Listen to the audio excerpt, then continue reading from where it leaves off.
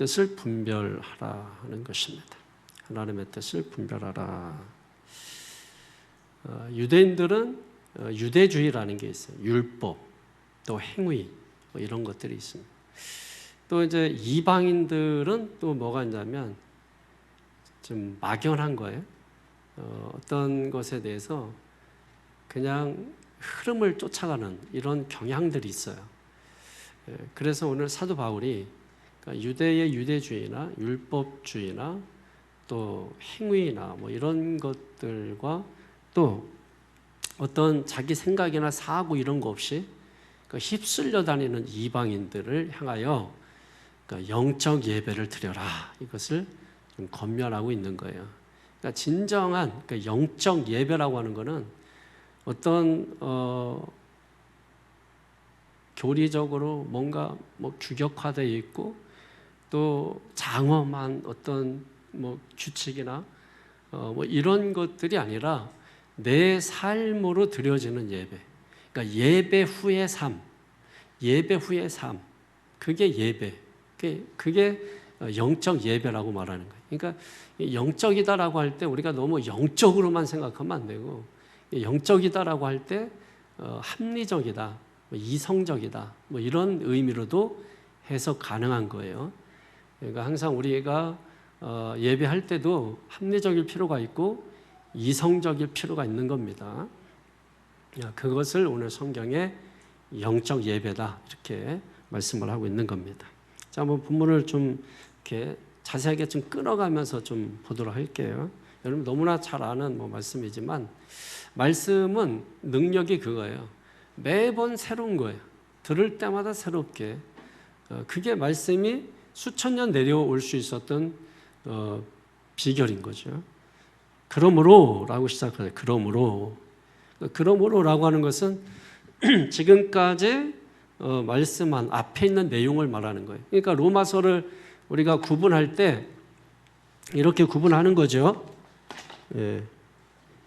1장에서 10장, 1장에서 11장, 그리고 12장에서 16장. 1장에서 11장, 이거는 어떤 내용이냐면 믿음으로 구원받는다, 이런 내용이에요. 믿음으로 구원받는다. 그리고 12장에서 16장은 구원받은 성도의 삶, 구원받은 성도의 삶을 말하는 거예요. 구원받은 성도의 삶. 그러니까 이쪽은 교리 부분이고, 그죠? 교리 부분이고, 이쪽은 실천 부분인 거죠. 실천 부분. 우리의 몸으로 표시를 좀 하면 이해하기 쉽도록 교리 부분은 뼈에 비유할 수 있어요. 뼈, 사람의 뼈. 그리고 실천 부분은 근육. 나이 들수록 근육 운동을 더 많이 해야 된다고 하죠. 왜냐하면 뼈를 감싸고 있는 게 근육이거든요. 그러니까 근육이 약해지면 뼈가 무너져요. 그러니까 골다공증이라고 하는 거예요. 골다공증. 그래서 뼈에 구멍이 생겨서 이렇게 한번 다치면 이렇게 잘 회복이 안 돼요. 그래서 골다공증. 이 뼈를 감싸고 있는 게 근육이란 말이에요. 그러니까 이것을 튼튼하게 하기 위해서, 그죠? 1장에서 11장을 튼튼하게 하기 위해서 12장에서 16장 이 실천 부분을 우리가 잘 운동해야 된다. 그래서 근육을 키워야 된다. 그럴 때 뭐예요? 전체적으로 이렇게 건강할 수가 있는 것이죠. 이해되시죠? 로마서를 이렇게 전체적으로 한눈에 탁 들어오게 이해를 하면 좋겠죠, 여러분. 그 다음에 형제들아, 이렇게 되죠. 형제들아. 이건 이제 1차적으로는 로마에 있는 이방인 성도들을 의미하는 것이고, 그 다음에 2차적으로는 예수 그리스도 안에서 유대인이나 이방인이나 다 한 형제 자매라고 하는 거예요. 그러니까 저와 여러분 모두를 일컫는 말인 거죠. 그리고 내가 하나님의 모든 자비하심으로 너희를 권하노니 그랬습니다. 그러니까 구원받은 성도는 하나님의 사랑 안에서 권면을 받아야 된다, 이렇게 말씀하는 거예요. 그럼 지금까지 살아온 게 내 힘으로 살아온 게 아니죠. 하나님의 자비하심, 하나님의 보호하심으로 이끌어 주신 거예요. 지금까지. 사실 지나오다 보면 죽고 싶을 때도 있고, 뛰어내리고 싶을 때도 있고, 도망치고 싶을 때도 있고, 주저앉고 싶을 때도 있었고, 전 진짜 가기 싫은 곳도 있었고, 그러니까 우리가 그런 것들이 있었잖아요. 그런데 불구하고 내 의지로, 내 뜻으로 살아왔다면 여기까지 못 왔을 거예요. 그런데 그때마다 우리 하나님의 자비하심으로, 하나님의 사랑으로 우리를 보호해 주시고 이끌어 주셔서 여기까지 오게 됐다, 이렇게 고백하는 거죠. 이런 고백이 우리의 삶을 힘있게 만드는 거예요. 그런 고백이 우리의 형편과 상황 상관없이 우리가 하나님 앞에 진정한 고백을 드릴 수 있어야 되는 거죠. 권한다라고 하는 이 말의 의미는 뭐냐면 권고, 격려 또는 명령 형태를 띠고 있는 거예요. 그러니까 권합니다 이러면 이제 뭐 위로, 격려 개념이겠죠. 어떤 걸 하세요 이렇게 말할 때는 명령 형태를 띠고 있는 거죠. 그러니까 해 주십시오 하는 거는 뭐 권하는 거잖아요. 권하고 뭔가 좀 격려하고 이런 차원인 거죠. 근데 하세요 하는 건 명령이란 말이에요. 그러니까 하나님의 말씀 속에는 권하는 것이 있어요. 그러니까 때로는 격려하고 또 위로하지만 때로는 뭐예요? 명령을 하는 거예요. 명령. 그러면 제가 이제 여러분에게 서로 옆 사람 인사하십시오 했을 때 다 하는 것 같지만 하는 사람이 있고 안 하는 사람이 있어요. 저는 하든 안 하든 상관이 없어요. 그러나 여러분 기억하세요. 하나님의 뜻을 거역하지는 마십시오. 그러니까 하나님의 뜻을 거역하게 되면 역풍을 맞아요. 인생이. 지금 별일 없으니까 그냥 막 좋다고 하지 어느 순간에 역풍을 맞게 되는 거예요. 그러면 한 번 역풍을 맞으면 인생이 사실 일어나는 게 쉽지 않아요. 회복되는 게 쉽지 않아요. 그래서 여러분이 정말 늘 순간순간 매일매일 예배 후의 삶이 영적 예배라고 한 것처럼 매일매일 우리가 주님 가까이 하고 주님의 말씀을 부르짖고 묵상하고 계속 우리가 그렇게 살아가는 것이, 우리가 제대로 살아가는 것이 되는 것입니다. 그래서 우리가 목적지까지 안착하기 위해서는 반드시 주님의 말씀에 순종하면서 따라가야 된다. 그러니까 주님의 말씀에 순종하는 것이 중요하잖아요. 예를 들면 우리가 믿음과 순종이라고 하잖아. 믿음과 순종, 그죠? 순종과 믿음 이러진 않잖아. 그러니까 믿음과 순종, 믿음이 먼저야. 그러니까 믿음은 예를 들면 내면적인 거잖아요. 내면적이고, 그죠? 하나님과의 관계적인 면인 것이고. 그러니까 믿음은 잘 보이지가 않아. 믿음 보이지 않아요. 그래서 그 믿음을 드러내는 것이 순종이에요. 순종. 예, 순종. 그러면 순종은 주님을 따르는 거잖아요. 주님을 따르는 거. 근데 주님을 따르는데 따르지 못하게 하는 것들이 있어요. 그게 뭐냐면 환경이거나 어떤 주변 사람이 아니에요. 가장 중요한 거는 뭐냐면 나, 자신, 에고. 이게 가장 중요한 거예요. 이거를 우리가 내려놔야 돼.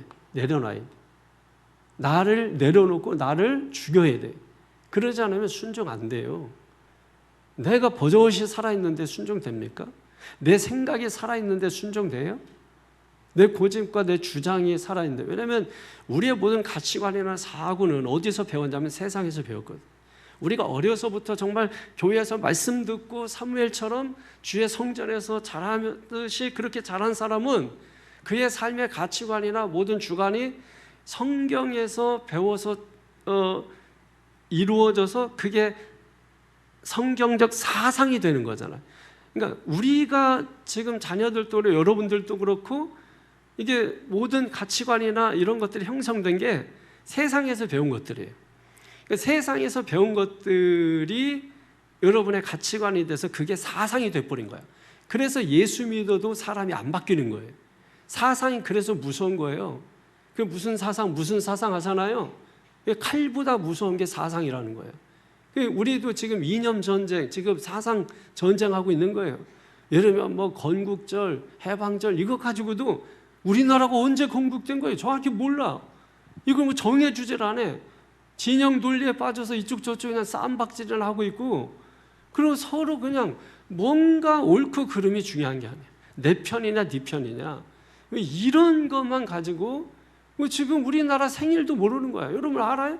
자기 생일 모르는 사람 어디 있어? 나라 생일 정확히 정해주질 안 하는 거예요.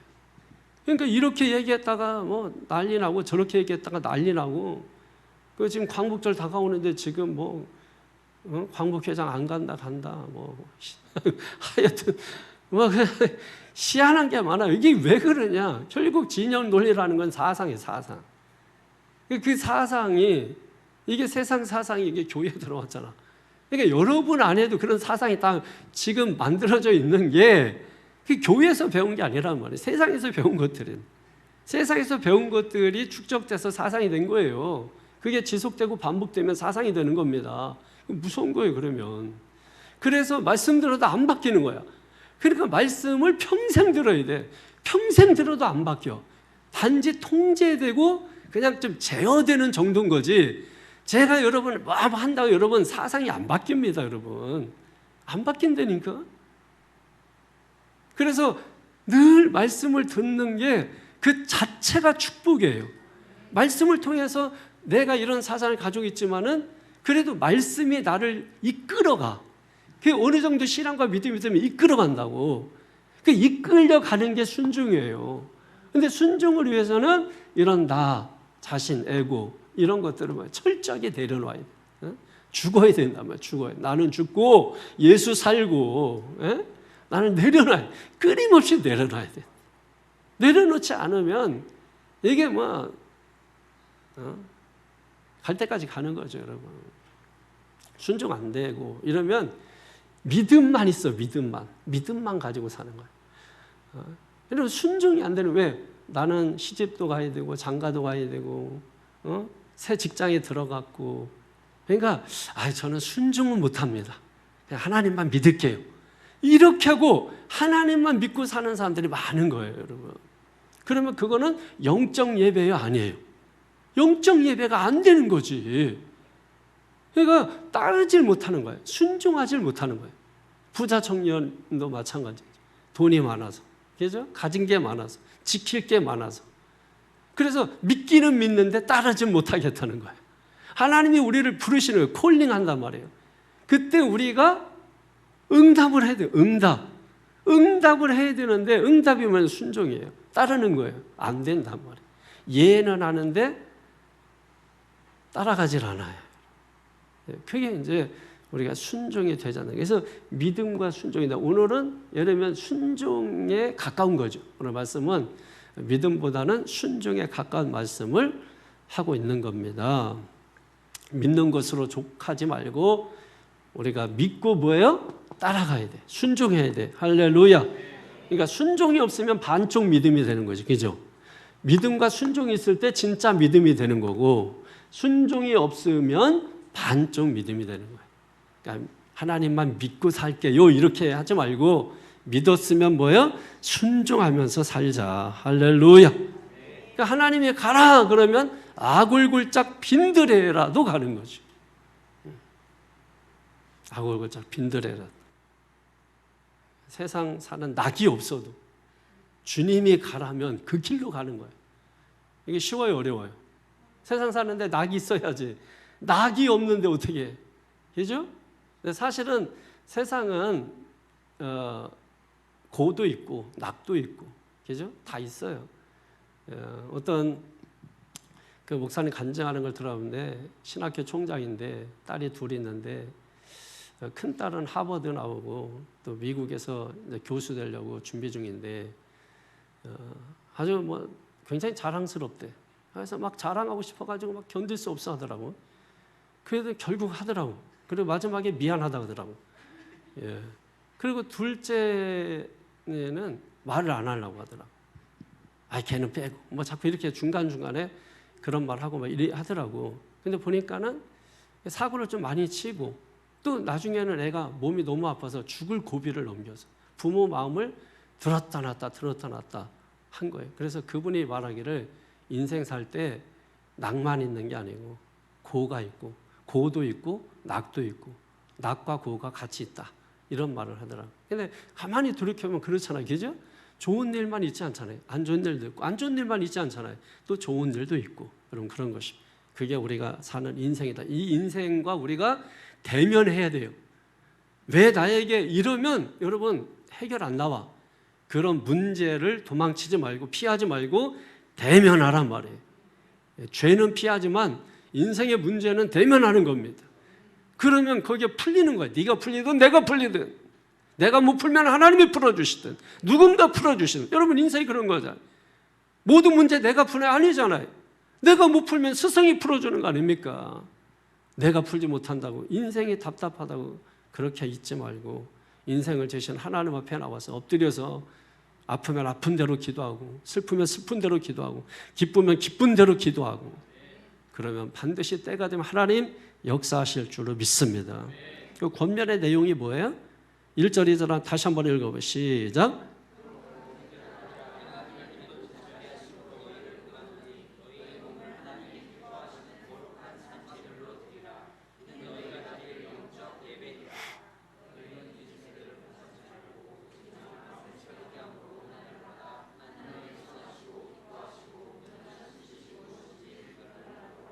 아멘. 너희 몸 그랬잖아요. 너희 몸. 이 몸은 단순한 육체를 말하는 게 아니에요. 여기 몸은 우리 헬라어로 소마라고 해요. 몸을 소마라고 하는데 이거는 우리의 인격을 말하는 인격. 그러니까 전부. 그러니까 우리의 모든 것, 전부를 말하는 거예요. 우리의 인격 또는 뭐 존재 뭐 이런 거죠. 그러니까 한마디로 말하면 우리의 모든 것을 말하는 거예요. 그러니까 우리의 전부, 그죠? 그러니까 너희 몸을 어떻게 하라고요? 너희 몸을 산 제물로 드려라. 지금 이렇게 말씀 하나님 기뻐하시는 산 제물로 드려라. 그러면서 2절에 보면 너희 몸을 어떻게 연결하고 있냐면 이 세대를 본받지 말라는 말로 연결하고 있습니다. 너희 몸이 이 세대를 본받지 말라. 이걸 좀 풀면 우리의 전부가 세상의 사상과 흐름과 문화와 풍수, 트렌드 이런 것들을 본받지 말라는 거예요. 이렇게 세상의 어떤 트렌드에 굉장히 빠르신 분들이 있어요. 목사님들 중에도 보면은 이 세상 트렌드에 너무 빨라가지고 앞서 나간다 그래. 세상을 앞서 나간다 그래. 조심하셔야 돼요. 성경은 따르지 말라고 하고 있거든. 근데 교회가 세상의 트렌드를 너무 따라가지고 그러니까 세상 하듯이 해. 세상 하듯이 하고. 너무 세상화돼. 교회가 이제 영적으로 안 되니까 세상화 시켜서 어떻게든지 사람 모으려고만 생각해. 그럼 예수 시대에 수없이 많은 무리 군중이 있었어요. 다 흩으셨어요. 주님이 다 흩으시고 그리고 120명으로 다시 시작하셨어요. 여러분 그게 중요한 거예요. 숫자가 중요한 게 아니에요. 구약에 보면 많은 숫자 3만 명까지 왔는데 나중에는 기도원 300명 남기고 다 돌려보냈어요. 숫자가 중요한 게 아니라고요. 일당 100 믿습니까? 여러분 그게 중요한 거야. 그 한 사람이 여러분 온 세계를 바꿀 수 있다고요. 지구를 바꿀 수 있다고 한 사람이. 그럼 그런 인물들 역사적인 인물도 뭐 많이 있지 않습니까, 여러분? 한 사람에 의해서 역사를 바꾸고 세상을 바꾸고 그러니까 많은 숫자가 아니에요. 근데 우리는 자꾸 세상적으로 뭐예요? 힘을 과시하기 위해서는 숫자가 필요하거든. 그래서 주최 측 다르고 경찰 추산 다르고 다 다른 거예요. 그 교회도 보면 이번에 제가 이제 그 경기원의 회의록 감사위원이라 이제 회의록을 이렇게 감사를 했는데 숫자를 보니까 진짜 엉망이더라고. 엉터리고. 저희는 그냥 없어. 등록이나 출석이랑 똑같아 우리는. 그래서 정확하게 이제 표시를 했는데 보면은 막 여러분 교인이 여러분 500명인데 헌금이 우리보다 작아. 이게 다 뻥이죠, 여러분. 뭔가 안 맞는 거잖아요. 그러니까 지금 이런 이게 잘못된 거죠, 여러분. 이런 통계들 왜 이렇게 자꾸 뻥튀기 하고 왜 자꾸 부풀리느냐? 그렇게 부풀리면 사람들이 들어요. 사람들이 귀담아 들어요. 사람들이 왜 자기도 그 기대가 있기 때문에. 여러분 사람들은 마음속에 유혹이 있어요. 그래서 유혹을 하면 유혹이 반응을 하는 거예요. 이게 이제 이번 주일날 주시는 말씀 가운데 하나예요. 사람들이 죄를 싫어하는 것 같지만은 죄를 좋아합니다. 죄인이 죄를 좋아하지 무슨 뭐 죄인이 여러분 의를 좋아하겠어요? 그 세상이 교회를 미워하는 이유가 뭐예요? 그런 거 아닙니까? 그러니까 세상 트렌드 좋지만 그걸 너무 막 빨리 흡수하려고 하고 그걸 먼저 하려고 하고 거기에 너무 발빠르게 움직이고 그러면 좋아 보이죠. 그래서 우리 교회는 이라고 말하면서 하는데 뭐가 우리 교회예요? 사실 우리 교회라는 건 아니죠. 주님의 교회가 맞는 거죠. 근데 어쨌든지 간에 과연 주님이 기뻐하실까를 생각을 해야 되잖아요. 과연 주님이 기뻐하실까? 주님이 기뻐하는 기쁨이 나의 기쁨일까? 내 기쁨이 주님의 기쁨이라고 착각하고 있는 것은 아닌가? 이런 것들을 우리가 돌아봐야 돼요. 왜냐하면 무조건 우리가 좋은 게 좋은 거라고 좋다고 받아들이기 시작하면 본질이 사라져요. 그래서 결국 남는 거는 비본질이에요. 비본질 붙들고 예배하고 있는 거예요. 근데 아무 의미가 없다니까 그거는. 유대주의가 그런 거예요. 율법주의가 그런 거예요. 행위주의자들이 그런 거예요. 그러니까 정교한 의식 같은 거, 막 철저한 이러면서 하는데 거기에 뭐가 있어요? 그러니까 하나님이 원하시는 것은 그게 아니라 아까 말씀드렸죠. 예배 후의 삶. 그게 오늘 성경에서 말하는 산 제사예요. 산 제물이고. 그러니까 우리가 그런 삶을 살 때, 삶이 예배가 되는 삶을 살 때, 그러니까 모든 삶이 예배가 될 때, 하나님이 기뻐하신다는 것입니다. 우리는 이 정해진 시간에 뭔가를 정교하게 해내면 뿌듯함을 느끼는데 그 뿌듯함이 나의 뿌듯함입니까? 하나님의 뿌듯함입니까? 하나님이 인정해서 그런 것입니까? 내가 계획대로 쫙 돼서 그런 것입니까? 요즘은 이렇게 뭘 할 때도 딱 이게 지도해 주는 사람이 딱 이어폰으로 다 해준대. 지금 기도 분위기입니다. 기도하십시오. 하면은 이거로 다 들린대. 지금 찬양 싱어 볼륨을 높여주십시오. 메인 볼륨 높여주십시오. 막 해서 촥촥촥 움직인다네. 네? 찬송 한 곡 더 하십시오. 그러면 딱 이거로 전부 이거 끼고 있어가지고 다 그렇게 한대.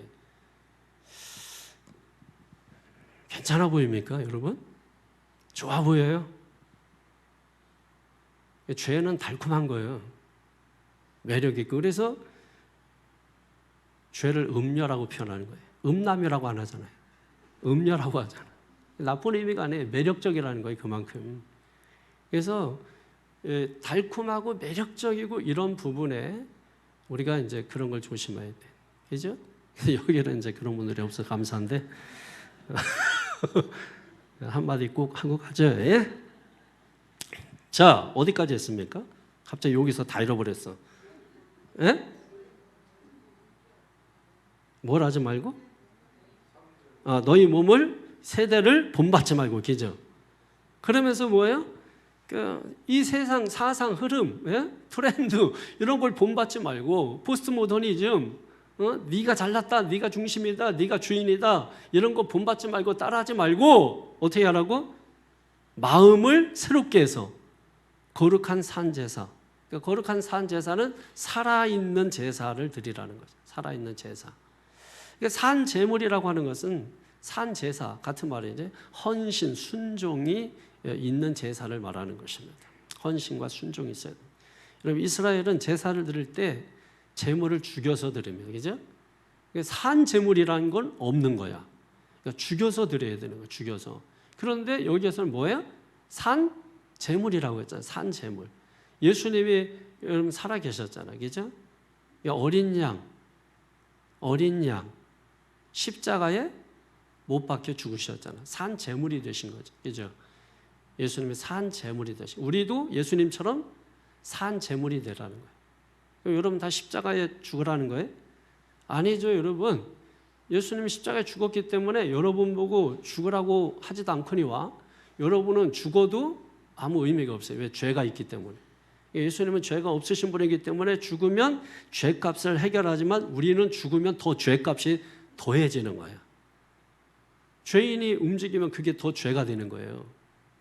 죄인은 감옥에 가만히 있어야 되는 거죠. 세상이라는 감옥에 우리가 있는 거예요. 그러니까 예수님께서 십자가에 죽으신 그것이 최고의 순종이죠. 그러니까 순종의 극치, 십자가에 죽는 거예요. 그러니까 죽는 거야. 죽는 게 뭐예요? 이게 순종이야. 그 순종의 최고의 극치가 예수님이 우리에게 보여주신 것이에요. 우리도 살아있는 동안에 예수님처럼 생명 있는 동안에 내 삶을 뭐예요? 드리라는 거예요. 살아있는 동안에 내 삶을 드려라. 이게 영적 예배다. 이렇게 말씀하는 거죠. 여러분, 구원받은 성도에게 가장 중요한 게 뭐겠어요? 예배입니다. 예배. 구원받은 성도에게 예배보다 중요한 건 없어요.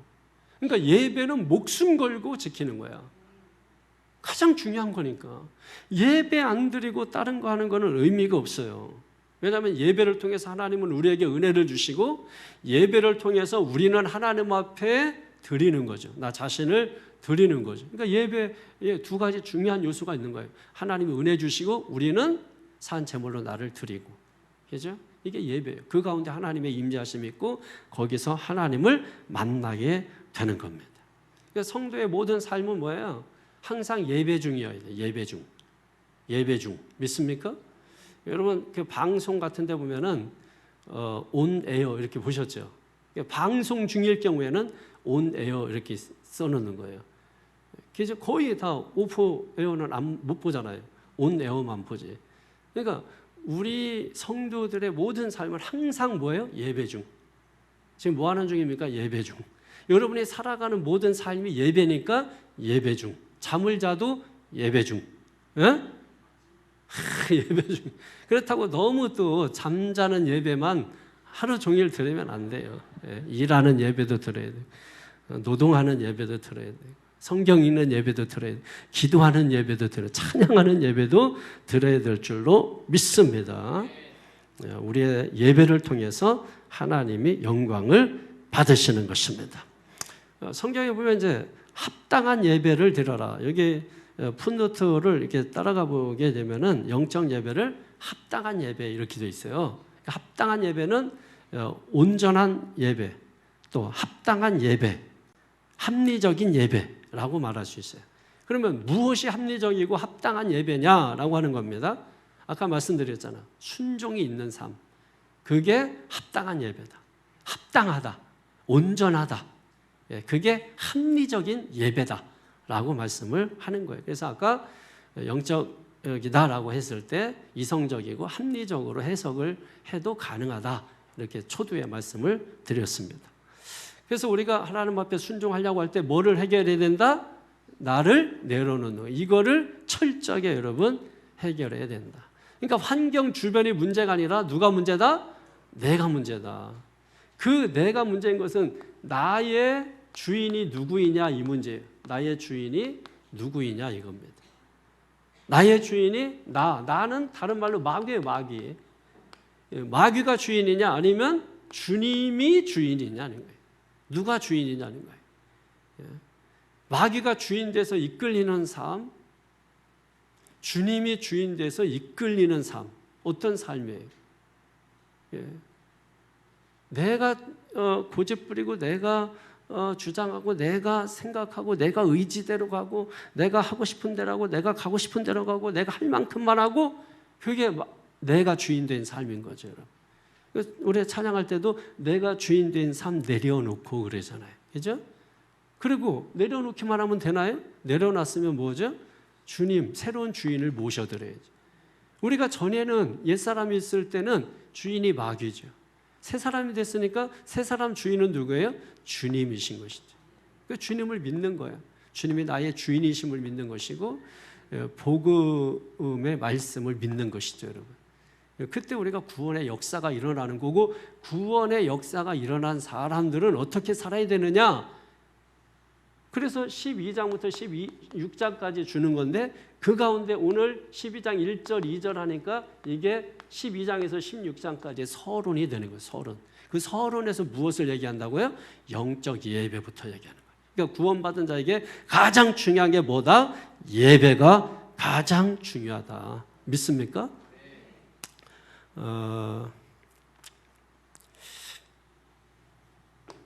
이 히브리어로 테바라고 하는 말이 있거든. 테바.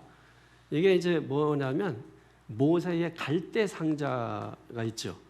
갈대 상자를 테바라고 하는데 갈대 상자에 물이 들어오지 않도록 뭘 발랐죠? 역청을 발랐죠. 그래서 우리가 신앙생활하면서 중요한 게 갈대 상자가 있어야 돼. 신앙의 갈대 상자. 그래서 세상에 물이 들어오지 않도록, 세상의 사상이 들어오지 않도록, 세상의 가치관이 들어오지 않도록, 세상의 문화, 풍수, 미디어가 들어오지 않도록. 오늘날은 이제 미디어 통해서 사단이 움직여버려. 그냥 모든 게 다 그냥 미디어 그냥 손 안에 있잖아요. 그러니까 여기에 다 그냥 노출되는, 누구나 할 것 없이 그냥. 그걸로 아주 마귀가 아주 우리를 혼을 쏙 다 빼놓는 거죠. 그러니까 이런 것들이 들어오지 않도록 여러분 갈대 상자를 가지셔야 돼요. 그래서 역청을 바르시고, 아주 그냥 누더기로 붙여서 들어오지 못하도록 전체에 발라버리시고, 할렐루야. 예, 들어오지 못하도록 철벽 방어 지시고, 차단을 하시는 차단. 맨날 선크림만 발라서 뭐 소용없더라고. 이게 다 탔어. 이게 뭐 선크림 바르고 다녔는데도 다 탔어. 그래서 여기하고 색깔이 달라. 이 안쪽하고 여기하고 완전히. 이게 뭐 우리가 차단해야 될 것은 이거다. 이거. 할렐루야. 그래서 좀 세상 문화에 빠지지 말고 조심하면서 믿음으로 살았으면 좋겠습니다. 구원받은 성도는 이 세대를 본받지 말라. 세상에 물들지 마라. 세상 따라가지 마라. 세상과 같아지지 마라. 믿습니까? 그러려면 성경 읽어야 돼요. 하루에 10분 이상 읽자. 10분 이상 읽자. 10분 이상. 계속해서 했던 성경 읽자. 계속 읽자. 또 읽자. 반복해서 읽자. 읽은데 또 읽자. 읽고 암송하자. 암송하면서 길을 걷자. 암송하면서 가자. 성경 암송 제대로 해놔보세요. 역사 나타난다니, 기적 나타난다니까. 우리 학생들도 있고 하지만은 청년들도 있고 하지만은 성경 암송해보고 성경 말씀 진짜 좋아해봐. 그러면 성경이 나를 사랑한다니까. 성경이 나를 사랑해. 성경이 나를 좋아하게 돼. 그러면 여러분 변화가 일어나요. 변화가 일어난다. 오늘 뭐예요? 새롭게 함으로 뭐예요? 오직 마음을 새롭게 함으로 변화를 받아. 변화가 일어난다는 거예요. 사람의 문제 본질은 어디에 있어요? 마음에 있다는 겁니다. 마태복음 7장에 보면은 밖에서 입으로 들어가는 게 사람을 더럽게 하는 게 아니라 안에서 나오는 게 사람을 더럽게 한다 그랬죠. 그 안이 뭐예요? 사람의 안에서 나오는 거. 사람의 안이 마음을 말하는 거죠. 그 변화를 받으라. 마음이 변화를 받아라. 받으라. 이거는 뭐예요? 수동태잖아요. 그러니까 수동 명령형이잖아요. 명령, 수동태, 수동 명령형. 하여튼 이게 받으라는 거잖아. 내가 할 수 있다는 게 아니잖아. 마음의 변화는 내가 못한다는 거예요. 그러니까 받아야 돼. 변화를. 어떻게? 누가? 성령이 우리의 마음에 변화를 일으켜 주셔야 된다는 거예요. 그러면 우리가 승리자가 돼요. 승리자. 승리자 반대는 뭐예요? 실패자, 패배자. 여러분 우리가 살아가면서 실패자가 되면 안 되잖아요. 그러니까 우리는 승리자가 돼야 돼요. 그러려면 성령의 도우심을 항상 날마다 받고 살아야 될 줄로 믿습니다. 자유의지라는 게 있잖아요. 자유의지. 자유의지가 좀 남아있는 거예요. 그래서 우리의 의지, 그래서 사람이 자기 의지가 강한 거야. 자기 의지대로. 의지가 다른 말로 뭐예요? 영어로 will이잖아. 그러니까 뜻이잖아, 뜻. 그러니까 자기의 뜻대로, 자기의 고집대로 살려고 하는 게 있는 거야. 이걸 어떻게 해야 되는 거예요? 내려놔야 돼. 이거를 완전히 내려놔야 돼요. 내려놓음. 다시 말해서 항복하는 거죠. 항복. 이걸 썰랜드라고 하는데 이 항복하는 거, 하나님 앞에 항복하는 겁니다. 투항하는 겁니다. 투항. 두 손 들고 투항을 하는 거예요. 그러니까 이거는 적극적인 표현인 거죠. 하나님 앞에 내려놓는 정도가 아니라 그냥 아예 베끼드는 거예요. 투항하는 거, 투항하고 항복하는 거예요. 그러니까 신앙은 다른 말로 말하면 매 순간 항복하는 거예요. 매 순간 투항하는 거예요. 베끼드는 거예요. 그때 여러분 승리하는 역사가 일어납니다. 우리는 이제 다른 사람들 앞에서 좀 뭐예요? 지는 것을 좀 비굴하고 좀 수치스럽게 생각하는 경향이 있잖아요. 그런데 하나님께 지는 것은 이기는 거예요. 그러니까 우리가 하나님 앞에 지는 걸 부끄럽게 생각하고 수치스럽게 생각할 이유가 없는 거죠. 지는 게 이기는 거야. 하나님 앞에 지는 게 이기는 거다. 그러니까 하나님 앞에 베끼드는 게 그게 승리하는 비결인 거예요. 그래서 나는 죄인입니다. 나는 아무것도 아닙니다. 이게 이기는 거라니까. 나는 잘났습니다. 나는 똑똑합니다. 이러면 여러분 아무것도 아니라는 거죠. 그러니까 오늘 저 여러분들이 항상 하나님 앞에서 투항하고 항복하고 나는 아무것도 아닙니다. 이렇게 주님 앞에 손 들고 나아가시기를 바라겠습니다. 네. 우리가 이제 질 때 누구한테 지냐면 자기한테 져요. 자기. 이게 나예요. 나. 그죠? 에고라고 하는 거예요. 네? 에고라고 하는 겁니다. 그럼 여기에게 지는 게 이게 문제인 거야. 자기에게 지는 게 뭐예요? 문제다. 이게 문제다. 하나님에게 지는 건 문제가 아닌데 보통 사람들이 뭐예요? 이 자기한테 지는 거야. 이러면 우리가 싸울 때 이러면 사탄과 싸우고 죄와 싸우고 그죠? 그리고 자기 자신과 싸워야 된다. 근데 이거 만만해. 근데 이거는 어려워. 나 자신과 싸워서 이기는 게 제일 어려운 거야. 그러니까 하나님 앞에 지는 것은 마땅한데 뭐야? 보통 사람들이 누구한테 진다? 자기 자신한테 진다. 자꾸 우리는 자기한테 지고 주변 핑계대고 상황 핑계대는데 자기한테 진 거예요. 자기한테 이긴 사람은 주변 상황 아무 상관이 없어요. 7.8기, 4.5기 이 신화를 이뤄내지 자기한테 이 지는 게 문제라는 거 우리가 반드시 명심을 하세요. 그러니까 우리가 기도할 때 타켓을 잘 정해야 돼요. 그러니까 무엇을 해서 뭉뚱그려서가 아니라 뭔가 내가 영성이 밝아지면 선명해지는 거거든요.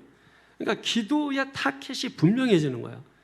그럼 궁수가 활을 쏘는데 이 타켓이 선명하지 않고 왜 불분명하고 여러분 그러면은 제대로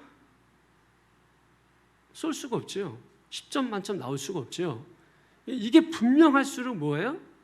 0점 타격이 분명할수록 좋은 점수가 나올 수 있겠죠. 그러니까 오늘 여러분들이 기도도 할 때도 타켓을 분명히 정해놓고 내가 무엇을 위해서 기도해야 되는지 그래서 시간이 있다면 무작정 기도하지 말고 기도 목록을 좀 정해서 이렇게 기도를 좀 분명하게 하는 것도 좋은 방법이에요. 항상 뭐 그렇게 하라는 건 아니지만 시간이 좀 있고 할 때는 여러분이 내가 무엇을 위해서 기도할까를 기도하면서 기도 제목을 여러분이 정하는 거죠. 여러분. 그래서 자꾸 영적인 활동에 대한 확장성을 만들어가는 거, 이 창조성을 만들어가는 거, 이게 신앙의 품격이에요. 이런 것들을 자꾸 만들어가야 신앙이 이렇게 넓어지는 거죠. 그럼 생육하고 번성하고 땅에 충만하라고 했잖아. 이게 확장성이잖아요. 이게 신앙의 확장성이 없어. 기도의 확장성, 찬양의 확장성, 말씀의 확장성, 그죠? 더 나가서 거기에 창조성을 더하는 거죠. 그러면 보는 시야가 달라지고 시각이 달라지는 거예요. 시야, 시각이 다 달라지게 되는 겁니다. 그러니까 새로운 세계가 보이게 되는 것이죠, 여러분. 그게 뭐예요? 마음을 새롭게 하여 변화받는 것이라는 거예요. 이런 사람은 말씀이 들려지기 시작합니다. 그 말씀 통해서 양심이 작동하죠. 그래서 나쁜 습관들을 고쳐나감으로 인해서 삶이 변화된다. 이게 뭐예요? 오늘 성경이 마음을 새롭게 하여 변화받는 것이라는 거예요. 그리고 하나님의 뜻이 무엇인지 분별하라 그랬잖아요.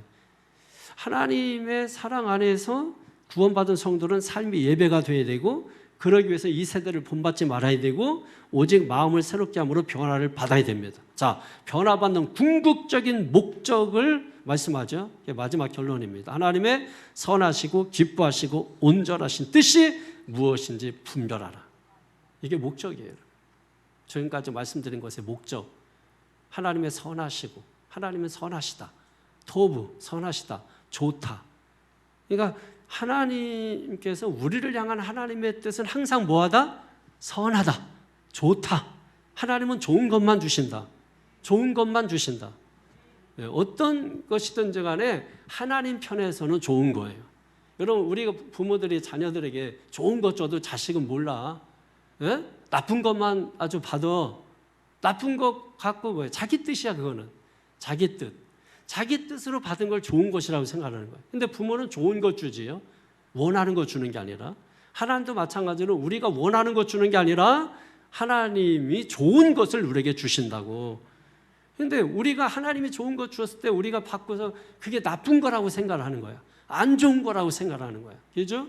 아이들에게 공부하라. 이게 좋은 거예요, 나쁜 거예요? 부모에게 좋은 거예요. 부모는 좋은 걸 주는 거야. 근데 자식은 뭐예요? 제발 그 소리는 그만. 공부 그만하라. 진절머리 난다고 말이야. 그죠? 나중에 이제 후회해. 이제 자식 낳고 살면서 그때 공부 좀 할 걸 저처럼 후회한다고. 그죠? 그냥 하나님은 항상 선하신 분이기 때문에 선한 것, 좋은 것, 토부, 좋은 것 주신다. 할렐루야. 반면에 세상은 악해요. 그러니까 우리가 싸워야 될 것은 하나님이 아니에요. 하나님 왜 하면서 싸울 게 아니라 뭐예요? 우리가 싸워야 될 대상은 세상입니다. 세상과 싸워야 되는 것입니다.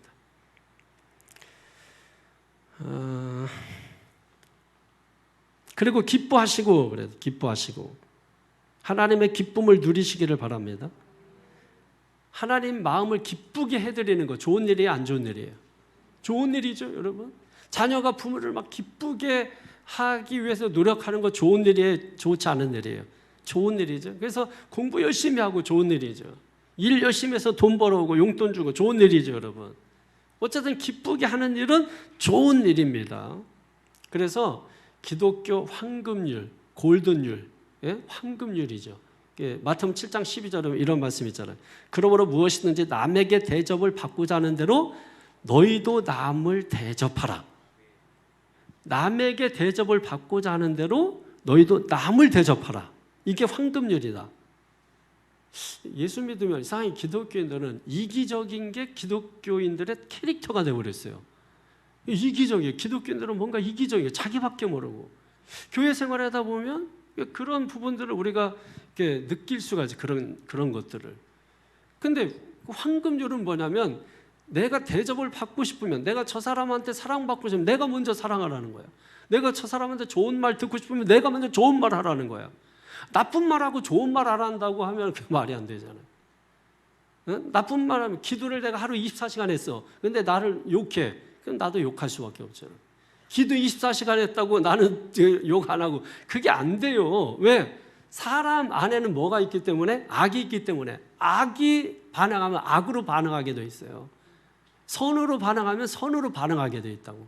그러니까 불응과 응답이 항상 있어요. 도전과 응전이 항상 부딪힙니다. 그러니까 여러분이 이 기독교 황금률을 항상 기억을 하시라고. 그래서 이타적인 사람이 돼야 돼요. 독일의 신학자 보니퍼라는 사람은 그리스도인의 삶은 타자를 위한 존재가 돼야 된다는 거죠. 타자를 위한 존재다. 그러니까 이타적인 사람이 되는 거죠. 다른 사람을 먼저 생각하는 거죠. 그게 우리가 인격이라고 말하는 거예요. 내가 배고프면 저 사람도 배고프겠구나. 내가 더우면은 저 사람도 덥겠구나. 내가 추우면 저 사람도 춥겠구나. 이타적인 삶인 거죠. 나만 시원하면 돼. 나만 따뜻하면 돼. 이기적인 사람이 되는 거예요. 그래서 보면 이렇게 에어컨 이렇게 할 때 에어컨 앞에 앉으면서 춥다고 에어컨 낮추라 그래 자꾸. 에어컨 바로 앞에 앉아가지고 춥다고. 에어컨 좀 낮추라고. 그러면 에어컨에 저 뒤에 있어. 여기는 나는 죽어. 예? 만약에 낮추면 전 죽어요. 못해. 김매지 선수인가? 이게 쓰러졌잖아. 인터뷰하다가. 예? 죽어요. 그러니까 이게 내가 이렇게 에어컨 앞에 있으면 어떻게 하면 돼? 옷을 좀 긴팔을 하나 챙겨 오든지. 왜냐면 웬만하면 자리 안 바꾸고 그 자리에 앉기 때문에 맨날 그 자리에 앉아서 춥대. 그러면은 에어컨 없는 쪽으로 오면 되잖아. 이쪽으로 오든지 앞으로 오든지 하면 되잖아. 그리고 앞에 있는 사람한테 이거 얼마나 덥겠어요 해서 에어컨 있는 쪽으로 가라고 자리 양보해주고. 양보하는 미덕이 있어야 돼요. 미덕이 없네. 미덕이 좀 인격, 좀 품격. 하나님이 제일 기뻐하는 게 뭘까? 하나님이 제일 기뻐하는 게 뭐겠어요? 순종이에요. 순종. 하나님이 제일 기뻐하는 건 순종이에요. 앞으로 여러분의 신앙과 삶 가운데 여러분 순종이 있기를 축원합니다. 하나님께서 아들을 내어주셨잖아요. 그 슬픔이 얼마나 커요. 그죠? 아들을 내어준 그 슬픔이, 그 아픔이, 그 고통이 얼마나 크겠어요. 그런데 그 아들이 죽음을 맞이하고 부활을 함으로 하나님 앞에 다시 섰잖아요. 그때 하나님의 기쁨이 회복이 된 거야. 그러니까 예수님께서 자신을 십자가에 내어준 것이 하나님 아버지에게는 최고의 순종이 되는 거죠. 우리가 예를 들어서 어린 양이잖아요. 어린 양이 어른 양 되기 전에 제물이 돼서 죽었어. 그러면 제물이 된 어린 양은 불쌍하고 안타까운 게 아니라 최고의 영예로운 제물이 되는 거예요. 이해가 되십니까? 그러니까 우리가 볼 때는 인간적으로, 세상적으로 볼 때는 아직 꽃도 못 피워보고 아직 어리고 그래서 우리는 안타깝다 이렇게 생각하지만은 어린 양에게 있어서 흠도 점도 없고 그런 상황이니까 아주 어린 거죠, 여러분. 그런데 하나님 앞에 제물로 드려져서 죽었을 때 그 양은 최고의 영예로운 죽음이란 말이에요. 여러분 어떤 어린 양에서 이런 게 식당에 걸려 있을 수 있어요. 그죠? 그냥 그건 하나의 고기 덩어리야. 그러니까 우리 인생도 그런 의미에서 보면 고기 덩어리 인생으로 살아갈 수도 있고 정말 어린 양처럼 정말 영예로운 인생을 살아갈 수도 있다라고 하는 것을 알아야 돼. 그러면 쓰임 받는 게 다른 곳에서 그게 결정되는 거예요. 그러니까 하나님께 쓰임 받는 거예요. 버린 돌이라 할지라도 뭐예요? 버린 돌이라도 하나님이 어떻게 사용하세요?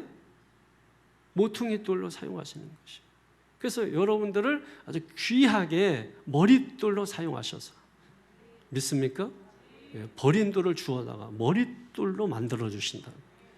이게 얼마나 여러분 영예로운 거예요. 그러니까 우리가 세상에서 고도 있고 낙도 있지만은 낙을 누리지 못한다 할지라도 내가 주님을 위해서 살아가는 그 삶은 조금도 손해가 아니고 그게 안타까운 것도 아니고 오히려 그것은 영예로운 것이라는 것이에요.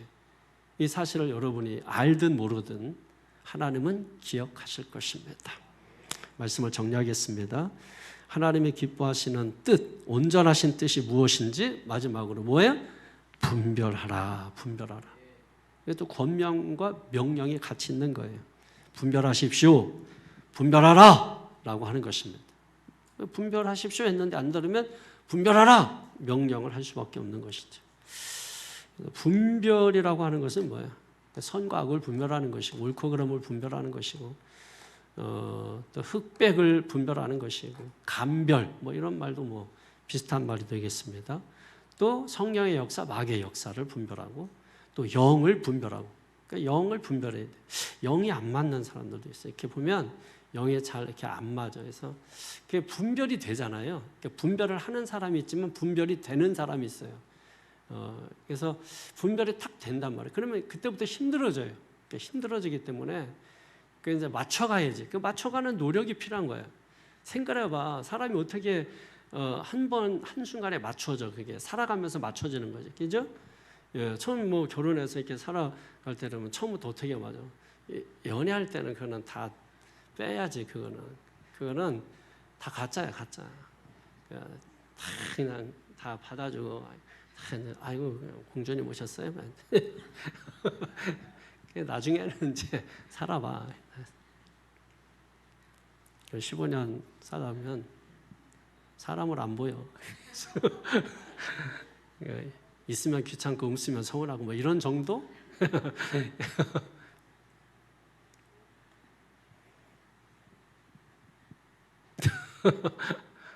자, 여튼 근데 저는 오히려 이렇게 얘기할 때 이상하게 은혜가 되더라고. 왜 그러냐면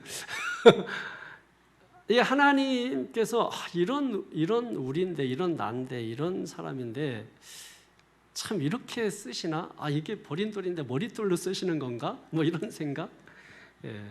여러분 너무 사랑스러우니까, 귀하니까 제가 여러분 디스하고 하는 것입니다. 너무 귀해서.